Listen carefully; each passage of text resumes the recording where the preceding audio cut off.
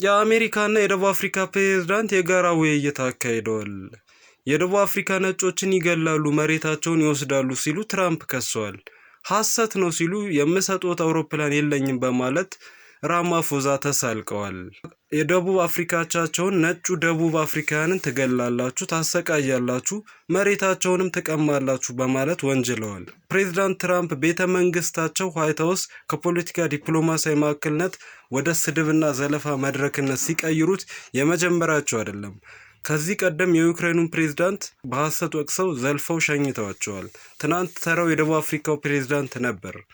ደቡብ አፍሪካ የተወለዱት አሜሪካዊ ነጭ አክራሪ የዓለም አንደኛ ሀብታም የኤለን መስክ የቅርብ ወዳጅና ተመካሪ የሆኑት ትራምፕ የደቡብ አፍሪካ መንግስት የነጭ ደቡብ አፍሪካውያን መሬት ይወርሳል፣ ይጨቁናል፣ ያስገድላል በማለት ወቅሰዋል። ትራምፕ ይጨቁናሉ ካሏቸው የደቡብ አፍሪካ ነጮች 50ው የአሜሪካ ለመኖር በትራምፕ ልዩ ፍቃድ እዚያው አሜሪካ በገቡ በሳምንቱ ነው ትናንትና ራማፎዛ ወደ ዩናይትድ ስቴትስ የተጓዙት። የትራምፕና መስክን የመሳሰሉ የዋይት ሀውስ ባለስልጣናት ባለሟሎችን ለማስደሰት ትራምፕ የሚወዱትን የጎልፍ ጨዋታ የሚያውቁ ሁለት የደቡብ አፍሪካ እውቅ ተጫዋቾችን ደቡብ አፍሪካ አንደኛ ሀብታም ይዘው ነበር። ደቡብ አፍሪካውያን ፕሬዝዳንት ዋይት ሀውስ ከገቡ በኋላ ግን ጋዜጠኞች በተሰበሰቡበት የትራምፕ ወቀሳ፣ ዘለፋና መሰረተ የለሽ ውንጀላ ይወርድባቸው ጀመር።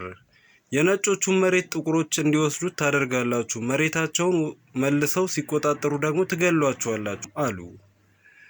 ትራምፕ ነጭ ደቡብ አፍሪካውያን ሲገደሉ ሲበደሉ የሚያሳይ ያሉትን ፊልምም ለደቡብ አፍሪካው ፕሬዝዳንት እዚያ ለተሰበሰበው ባለስልጣን ጋዜጠኞች በውጤቱም ለዓለም ጋብዘዋል።